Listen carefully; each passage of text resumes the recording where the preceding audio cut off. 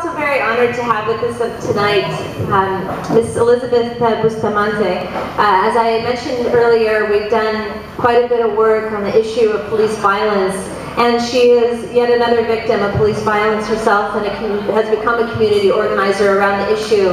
And we're very pleased to be working with her at this time. So please welcome Elizabeth Bustamante.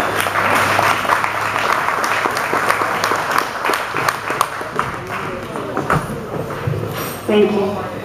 I'd too like to congratulate ANSWER on their 10-year anniversary. On May 14th, a little bit about myself. On May 14th, I fell victim to Long Beach police brutality. I'm a student that graduated from Cal State Long Beach, attended Long Beach City College for Administrative Justice, and went on to Cal State Long Beach for forensic psychology, and graduated with my bachelor's degree as top student, and went on to the Long Beach Police Academy and was trained in policy and procedure and police tactics with firearms. And we were as one strong student in community relations at the academy. And on May 14th, I came home from a nice day with my pastor and his wife and my fiance, and we returned home around 11:15, only to have a bang on our door come from Long Beach Police Department, never announcing why they were there. And then shortly after, 35 bullets came riddling into my front window of my home that struck my fiance in front of me. They would never once, in that time of darkness, I never once understood why they were there. And I proceeded out through the front of my house in bra and underwears to a whole 3-block radius of police law enforcement, a show of law enforcement. And never once did I notice in the crowd of black and whites that I see an ambulance. And in the 15 minutes as I stand there in the front of my home, humiliated by my own people that I fought, my fiance picked up his own body and proceeded forward to the outside of my house, where he was drugged in front of me. And never again was I seen him drug out into the darkness, and I never saw an ambulance. The next day, in that time of darkness, I returned back to my home. They held me and detained me overnight.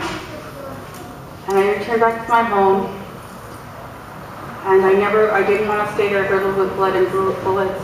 And I came home later on that day and found a note on my door from Doug Hoffman. And I didn't know who this man was. And I have a loud voice. I'm a little person with a loud voice.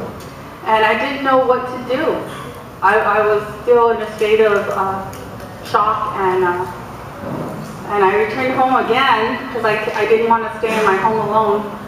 And as my fiance was in the hospital, and they wouldn't let me see him.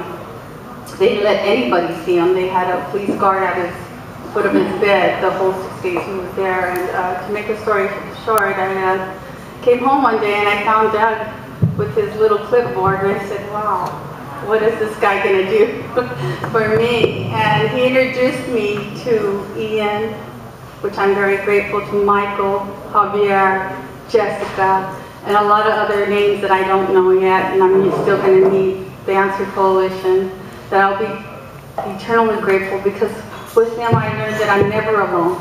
I don't have to stand alone in this fight against police brutality, and I'm sure there's a lot of other victims. Why God chose me, I do not know. I'm not the fortunate one that, I'm very fortunate that I still have my fiance standing, that's with me tonight. And he's a survivor of Long Beach police brutality. And I just stand here eternally grateful to know that I don't have to be alone. And with them, this loud voice will become louder with the ANSWER Coalition, and that there'll be some reform and justice that takes place. And I'm just eternally grateful to ANSWER Coalition. I just want to thank you. Thank you.